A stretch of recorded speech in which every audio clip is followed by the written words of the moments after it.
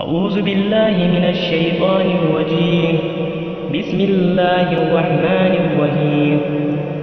قل أعوذ برب الناس، ملك الناس، إله الناس، من شر الوسواس الخناس الذي يوسوس في صدور الناس من الجنة والناس. بسم الله الرحمن الرحيم.